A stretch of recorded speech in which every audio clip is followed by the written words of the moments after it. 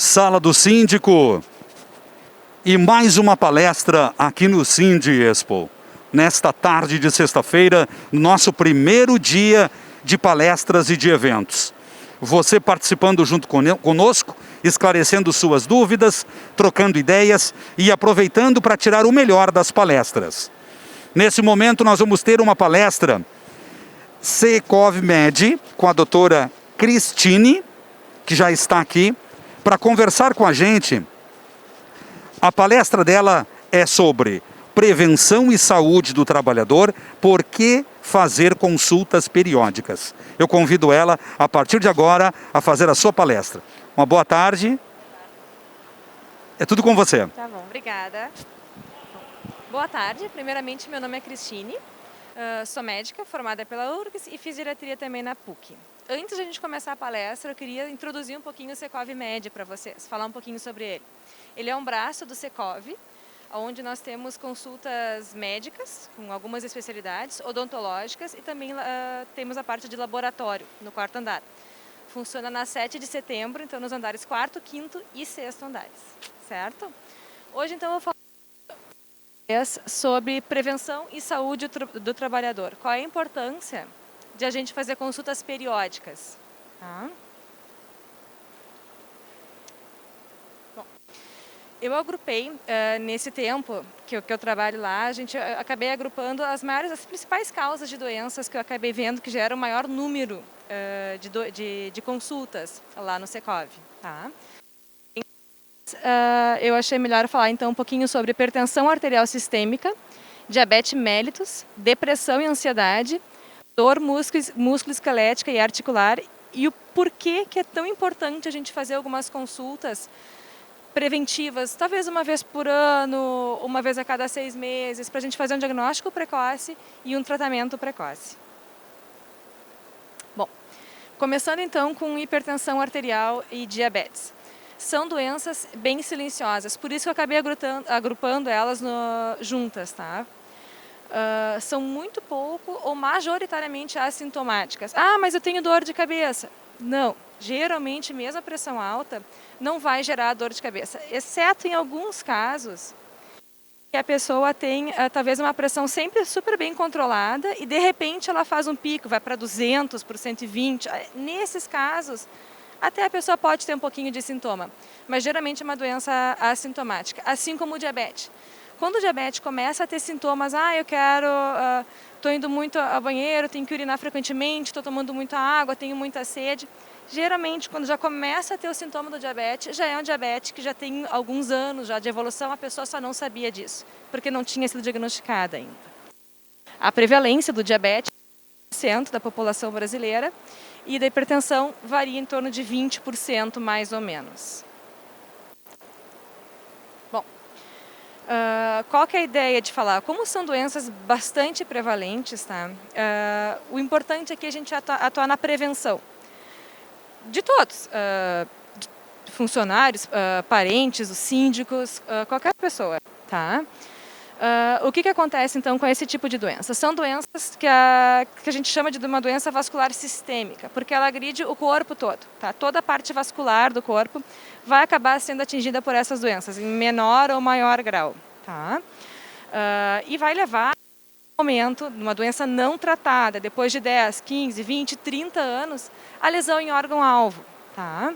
Por exemplo, no rim, que a gente sempre pensa nos rins em relação ao diabetes, né?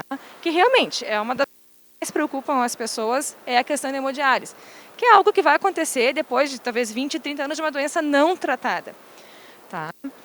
Porém, muito antes disso, e é aí que a gente entra nessas consultas periódicas com o paciente, a gente vai acabar tendo, em alguns casos, logo no início, infecções urinárias de repetição. Isso aqui acaba gerando alguns pequenos afastamentos, né, do trabalho, 1 dia, 2 dias, até a medicação começar a fazer efeito, tá? Até o rim começar a realmente entrar em sofrimento e talvez fazer uma insuficiência renal crônica e evoluir para hemodiálise é algo que vai levar anos. Por isso a ideia de consultar lá no início, para que isso aqui não aconteça, para fazer essa prevenção. Tá? Outra coisa, então, olhos também, catarata. São também afecções que vão acontecer com uma doença não tratada, tá? Por anos e anos de uma doença não tratada. A gente costuma dizer que diabetes e hipertensão não tratadas ou não controladas são uma bomba relógio. As duas juntas acabam sendo uma bomba relógio, né? Então, assim, por aquilo que eu falei ali no início, elas vão ter uma doença vascular sistêmica, né? Então vai agredir tudo, do pé ao cérebro, passando por rins, coração. Então acaba assim aumentando uma chance de ter um infarto. Tá? Doença vascular periférica, é isso que eu falei, que começa atingindo inclusive pés. A gente sempre pensa na amputação. Só que antes de gerar a amputação, tu vai começar a apresentar infecções de pele de repetição, erisipela, celulite, que também vão gerar, às vezes a gente tem que acabar afastando esse paciente que tem essa infecção na pele por 7, 10, 15, 21 dias, dependendo do caso, para poder tratar bem essa infecção de pele, que acontece geralmente depois de anos de uma doença não tratada, não bem controlada, vamos dizer assim, tá?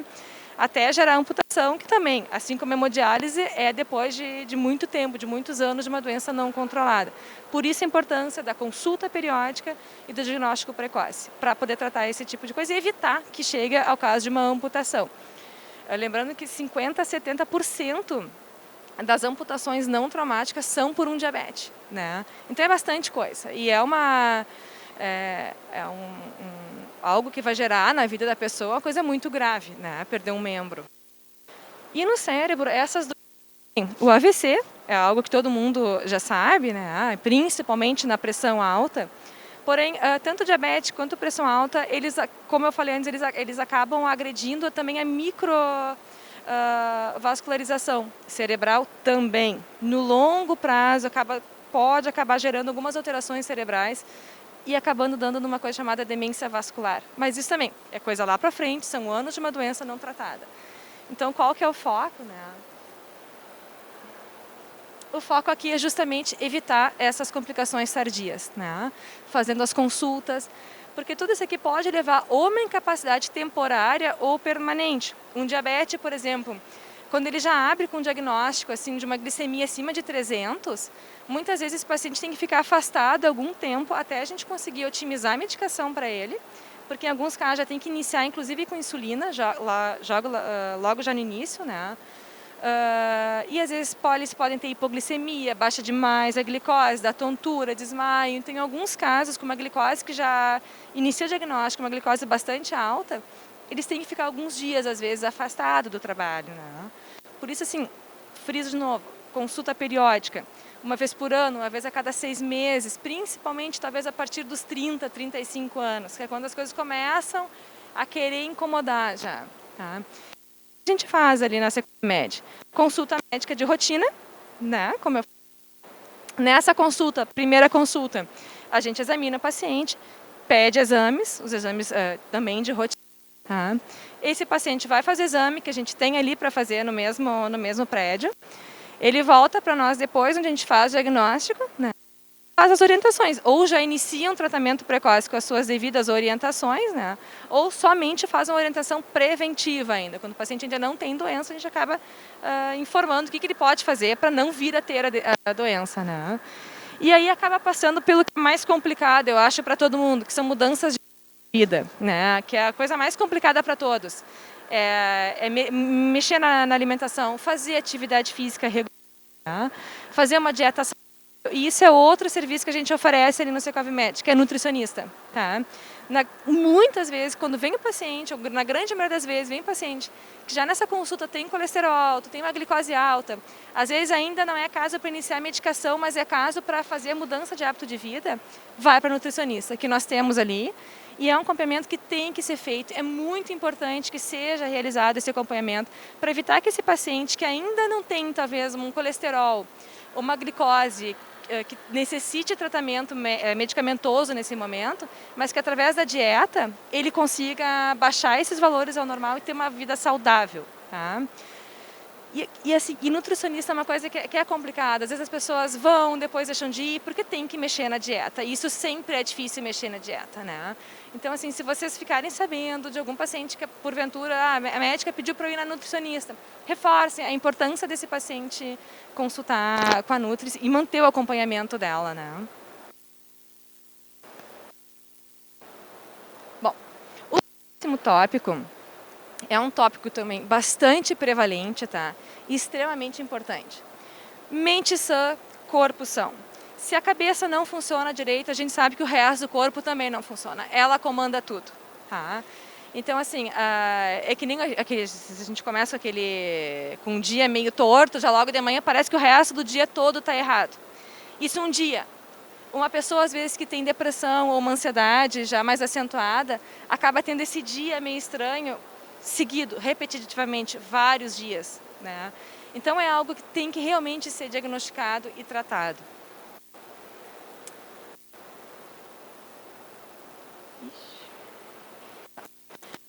E aqui lembrar, né, como são doenças da mente, né, são invisíveis, né? Então a gente gosta de falar que a cicatriz é invisível, mas o sofrimento é real. E aqui eu queria comparar com o osso quebrado, por exemplo, tá? Uma pessoa que em algum momento teve uma fratura ou fez alguma cirurgia por outro motivo. A gente não vê aquele osso quebrado lá dentro, mas a pessoa sente dor. Às vezes tem gente que diz que cicatriz dói em dia de chuva ou em dia mais pesado. Pode doer, né? Aqui é a mesma coisa, tá? A cicatriz é invisível, mas o sofrimento é real, tá? E a diferença que é dessas duas doenças. Ansiedade, 9,3%. Depressão, 5,8%. Isso é bastante, tá? Isso é muita coisa. E como eu disse ali, são doenças invisíveis. Muitas vezes são estigmatizadas. As pessoas têm vergonha de dizer que têm depressão. Ansiedade até a pessoa não tem tanta vergonha, né? Geralmente são pessoas bastante aceleradas, assim, né? Então elas não chegam a ter vergonha. Agora, depressão, as pessoas têm vergonha de dizer. Muitas vezes chega o paciente, senta na minha frente e eu digo, quem sabe a gente vai consultar com um psiquiatra, que nós temos também. Ele diz, não, psiquiatra é doença para louco. Não, não é doença para louco. Isso aí já passou muitas décadas. Não é doença para louco, tá? A doença psicológica, psiquiátrica é uma doença real, é uma doença que diminui muito a qualidade de vida do paciente, então ela tem que ser diagnosticada, tem que ser acompanhada, tem que ser tratada, tá? Bom, como eu falei, traz grande sofrimento ao paciente, tá? Também pode acabar sendo uma doença sistêmica, ambas. Eu já atendi paciente, por exemplo, que chegou para consultar para mim só por dor articular, nada a ver com ansiedade ou depressão. Fui dar medicação para ele, quis aferir a pressão antes, pressão bem alta. Não pude dar, naquele caso ali, um anti-inflamatório, porque a pressão dele estava muito alta. E fui tratando ele com pressão para pressão, várias medicações, chegou a um ponto que eu não tinha mais. E ele sempre extremamente ansioso. Aí eu falei para ele, quem sabe a gente inicia um tratamento para ansiedade, isso depois de um tempo, já acompanhando, porque às vezes são resistentes mesmo à medicação, né? Medicamento para ansiedade e a pressão controlou. Tá? Então, às vezes, o paciente acaba tendo, sim, alguma manifestação sistêmica por algo da mente. Aquilo que eu falei, mente sã, corpo são. Né? Então, como eu falei também antes, vai deixar uma baixa produtividade muitas vezes e, às vezes, também faltas por múltiplas queixas, muitas vezes inespecíficas. Chega o paciente também na nossa frente, pois é, doutora, né? Tu vê que tem algo mais ali, né? Que não é só uma queixa física, tem algo também provavelmente por trás ali incomodando. Isso tem que ser pesquisado. Isso geralmente passa imperceptível, passa invisível, porque tu olhando para a pessoa, ela não tem nada, né? Trazer isso que é bem importante também. Todo mundo aqui trabalha, dificuldade no relacionamento no trabalho, né? Às vezes pessoas que mudaram radicalmente de humor ou estão mais ríspidas, agressivas. Talvez ao invés da gente pegar e meio que isolar esse paciente, olhar para essa pessoa e dizer, escuta, o que aconteceu? O que houve que está diferente? Aconteceu algum problema? E tentar levar esse paciente, conversar com ele, com essa pessoa, aliás. E talvez dizer, de repente, quem sabe tu consulta, né? Vai no médico, conta o que está acontecendo. A gente tem que olhar um pouquinho mais.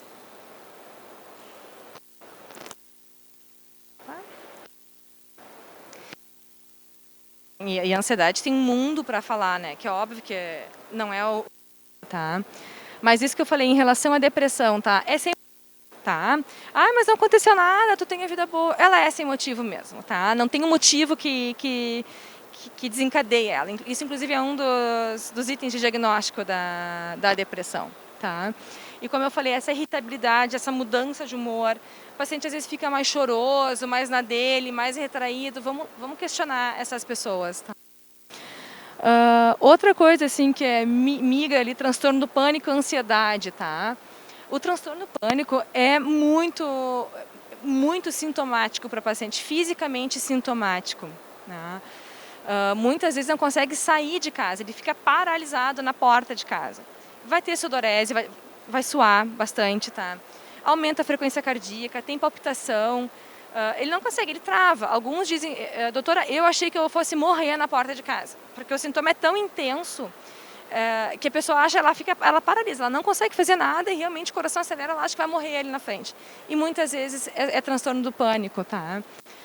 Aqui, nós que moramos em Porto Alegre, cidade grande, né, que tem muita gente vítima de assalto. Isso é muito frequente em vítimas de assalto. E muitas vezes o transtorno do pânico, às vezes tu leva um ano para poder tratar essa pessoa. Não que ela vai ficar afastada um ano, não é isso. Mas às vezes no início, para tu conseguir tratar essa pessoa e reabilitar ela de volta, pode ser sim um processo demorado, lento e demorado, tá? E é algo que realmente perturba muito a vida da pessoa. Fibromialgia. É uma síndrome dolorosa crônica e é dolorosa, tá? Também invisível, tá? E muitas vezes não é nem suspeitada, porque a pessoa não tem... Muitas vezes pode ser aquele paciente com uma leve depressãozinha ou nem isso, tá? E que tem várias dores, dói aqui, dói ali. Vai perguntar, mas tu tá sempre com dor? Sim, tá sempre com dor. É algo que dói, de fato dói, tá? Isso aqui também tem que ser tratado. Então, assim, todo paciente que tem algum sintoma ou tem alguma mudança de humor, está sempre com dor, talvez não é algo... tem que consultar. Tá? Eu acho que é bem importante isso, dar atenção ali, conversar, tentar pesquisar e levar para a gente ver isso. É importante da gente diagnosticar, se começar a tratar precoce, tudo isso visando a não levar para o caso crônico. Na depressão, por exemplo, uma depressão leve, diagnosticada no início, muitas vezes o paciente sequer necessita ser afastado do serviço. Tá? Basta iniciar o acompanhamento, às vezes medicamentoso, às vezes só com psicólogo, e fazer as consultas de rotina ali com esses profissionais. Porém, uma depressão já não tratada, ou às vezes que vai progredindo, começa a progredir, que já vira uma depressão mais grave, às vezes o paciente tem que ficar 6 meses afastado, às vezes o paciente tem que ser internado, inclusive, né? Então, a ideia é sempre de fazer essa consulta preventiva, essa consulta precoce, esse acompanhamento regular, como eu falei lá no início, uma vez por ano ou uma vez a cada 6 meses, para tentar evitar que algumas doenças passem despercebidas e a gente consiga tratar no início para não cronificar, é extremamente importante.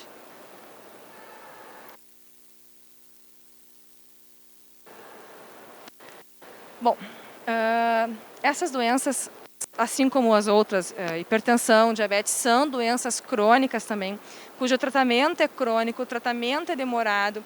Muitas vezes, estabilizar esse paciente pode levar semanas, meses, tá? Até esse paciente ficar estável de novo. E ele vai passar por psicólogo, psiquiatra, tá? Então, quando esse paciente vem para nós, vem para o clínico, a gente atende. Se a gente acha que é o caso, avalia o paciente, a gente caminha para psicólogo, psiquiatra, ou um ou outro, ou às vezes ambos, que também nós temos ali na Secov Med, tá? E eles é que vão instituir o tratamento. Se vai ser semanal, quinzenal, mensal, a cada 2 meses. Isso aí quem vai avaliar vai ser psicólogo e psiquiatra. E de novo, assim, a importância, como eu falei logo no início desse quadro aqui, são doenças estigmatizadas. As pessoas ainda têm vergonha de dizer que consultam com psicólogo e psiquiatra. Então é importante a gente quebrar essa barreira, quebrar esse medo, quebrar esse preconceito, tá? E fazer essas pessoas consultarem. Mesmo que, mas é a cada 15 dias, ok. Mas vamos evitar que essa pessoa, agora, tratando a cada 15 dias, cronifique lá para frente e torne uma doença mais difícil ainda de tratar. E recaídas. Bom, recaídas fazem parte, tá? Assim como na pressão alta, muitas vezes o paciente vem tomando medicação bem direitinho, toma bem direitinho ali todos os dias, durante 10 anos a mesma medicação. De repente a pressão começa a subir. Faz parte do quadro. Não é porque a medicação não faz mais efeito. É porque a doença evolui. E aqui é a mesma coisa, tá? Mesmo o paciente que está tratando direitinho, está sendo acompanhado, está fazendo consultas regulares, está tomando medicação, em algum momento ele pode ter recaídas. Elas acontecem. Aí varia muito de paciente para paciente, quantas vezes ele vai ter essa recaída, mas acontece, tá? E aí, talvez o atendimento que estava a cada 2 meses, 3 meses, passa a ser semanal de novo, quinzenal de novo. E é assim mesmo, até a gente estabilizar de novo o quadro e esse paciente ficar bem de novo. Bom, agora, uma das grandes queixas, agrupei também aqui, tá? Dor musculoesquelética e dor articular, tá? Isso é extremamente frequente, é praticamente o nosso dia a dia.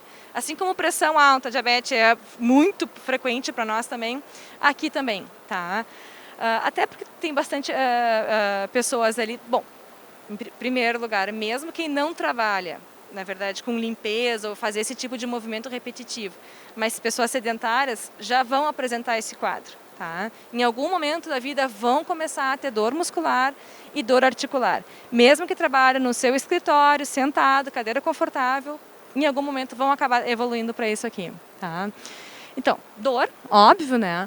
Alguns casos vão ter alguma dificuldade de locomoção, uma incapacidade de fazer algumas tarefas, que às vezes vão ter que inclusive ser realocados de função, né? Até uma lesão crônica e incapacitante. Tá? Exemplos do mais comum para nós ali. Hérnia de disco, e aqui por experiência própria, é algo extremamente doloroso, o tratamento é bastante demorado.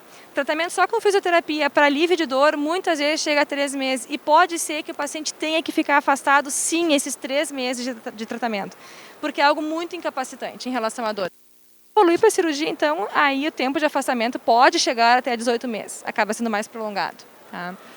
Ombro, tá? Daí pega os dois ali. Que também é uma queixa muito frequente de dor em ombro, tá? E aqui eu queria falar algumas coisas. Às vezes o paciente queixa de dor, meta com dor no ombro, mas está lá. Às vezes o paciente não quer faltar, não quer chegar mais tarde na consulta, no trabalho, desculpa, ou sair mais cedo do trabalho, não quer consultar. O que lá no início era uma tendinite, talvez, que eu podia tratar com anti-inflamatório, medicação, orientações, acaba às vezes progredindo, fazendo uma lesão, alguma ruptura, e aí tem que ir inclusive para a cirurgia, aí tem que ser afastado, cirurgia, fisioterapia e todo o tempo que gera para poder voltar ao trabalho. Joelho. Bom, joelho ali, muitas patologias, tá? Então não tem como realmente falar de tudo. Algumas a gente trata só com fisioterapia e medicação, tá? Dá medicação por uns dias, não melhorou, faz um exame, volta para nós, se for o caso, vai para fisioterapia. E fisioterapia, que eu falei várias vezes aqui em fisioterapia, algumas são mais demoradas. Geralmente a gente, 10 sessões, 20 sessões. 10 sessões de fisioterapia é mais ou menos 1 mês e meio de tratamento, porque a maioria são 2 vezes por semana. E o paciente vai ter que nem eu falei antes, ou chegar mais tarde, ou se é fisioterapia SUS, não é ele que escolhe o horário, né? O horário é dito para ele, qual é o horário que ele vai ter que ir na fisioterapia. Às vezes é no meio do trabalho, às vezes tem que sair mais cedo, 2 vezes por semana. Então é uma coisa complicada, muitas vezes o próprio paciente abandona o tratamento por essa dificuldade de logística assim, com o serviço, né? Então se tem um paciente que você sabe, algum funcionário, tenho que fazer fisioterapia, não quero fazer porque vou ter que sair, estimulem ele a fazer, para evitar a lesão crônica, para evitar talvez uma cirurgia ou alguma incapacidade maior depois. As tendinites também, tipo punho, ombro, são doenças, é um quadro agudo, geralmente dias, às vezes a gente tem que dar 1 dia, 2, 3 dias, às vezes 1 semana de afastamento do serviço para a medicação conseguir fazer um efeito, sem ele seguir fazendo a lesão. Mas tudo isso é para evitar talvez um afastamento maior. Tá? Fasciite plantar, que é o famoso esporão do calcânio, que é aquela dor na planta do pé, mais na região do calcanhar ali. Uma dor chata, tá? Uma dor chatinha, facilmente tratável. O paciente vem, na consulta mesmo a gente já consegue diagnosticar, já institui ali o tratamento, muitas vezes a fisioterapia é na casa dele mesmo, alguns casos não. Alguns casos vai ter que fazer exame, voltar, a gente tem que encaminhar para fisioterapia, mas a grande maioria consegue resolver em casa mesmo. Epicondilite já é um pouquinho mais diferente. Epicondilite é aquela dor no cotovelo que é bastante comum também. Esse paciente tem que ir para a gente iniciar a medicação e muitos acabam tendo que ir para a fisioterapia, tá?